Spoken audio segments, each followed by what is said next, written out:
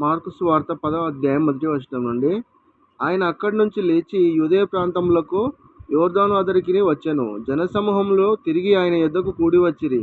ఆయన తన వాడుక చొప్పున వారికి మరలా బోధించుచుండెను. పరిసయ్యులు ఆయన యొద్దకు వచ్చి ఆయనను శోధించుటకై, పురుషులు తన భార్యలను విడినాట న్యాయమా అని ఆయనను అడిగిరి. అందుకు ఆయన, మోషే మీకేమి ఆజ్ఞాపించినని వారిని అడిగాను. వారు పరిత్యాగ పత్రిక వ్రాయించి ఆమెను విడినాడవలనని మోషే సెలవిచ్చినని చెప్పగా, యేసు మీ హృదయకాఠిన్యమును బట్టి అతడి ఆజ్ఞను మీకు వ్రాసి ఇచ్చెను గాని, సృష్టాది నుండి దేవుడు వారిని పురుషునిగాను స్త్రీనిగాను కలగజేసెను. ఈ హేతువు చేత పురుషుడు తన తల్లిదండ్రులను విడిచి పెట్టి తన భార్యను హత్తుకొనును. వారిద్దరూ ఏక శరీరమై ఉందురు గనుక వారిక ఇద్దరుగా నుండక ఏక శరీరంగా నుందురు. కాబట్టి దేవుడు జతపరిచిన వారిని మనుషుడు వేరుపరచకూడదని వారితో చెప్పాను.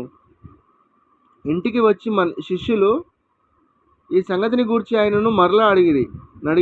అందుకు ఆయన, తన భార్యను విడనాడి మరి ఒకతను పెళ్లి చేసుకుని వాడు తాను నాడిన ఆమె విషయమై వ్యభిచరించు వాడగును. మరియు స్త్రీ తన పురుషుని విడనాడి మరి ఒకరిని పెళ్లి చేసుకున్న ఎడల ఆమె వ్యభిచరించిన దగునని వారితో చెప్పాను.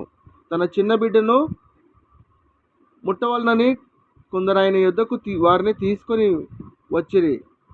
అయితే శిష్యులు వారిని తీసుకొని వచ్చిన వారిని గద్దించిరి. యేసు అది చూచి కోపపడి, చిన్న బిడ్డలను నా యొద్దకు రానియుడి, వారి నాటంకపరచవద్దు. దేవుని రాజ్యము ఇలాంటి వారిదే.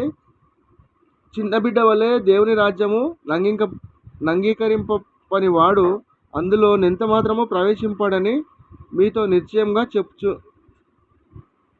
చెప్చున్నానని చెప్పి ఆ బిడ్డను ఎత్తి కౌగిలించుకొని వారి మీద చేతులుంచి ఆశీర్వదించెను. ఆయన బయలుదేరి మార్గంన పోవుచుండగా ఒకడు పరిగెత్తుకొని వచ్చి ఆయన ఎదుట మోకాలుని, సద్బోధకుడా, నిత్య జీవమునకు వారసుడగుటకు నేనేమి చేయుదునని ఆయనను అడిగాను. యేసు, నన్ను సత్పురుషుడవని ఎలా చెప్పుచున్నావు? దేవుడొక్కడే గాని మరి ఎవడును సత్పురుషుడు కాడు.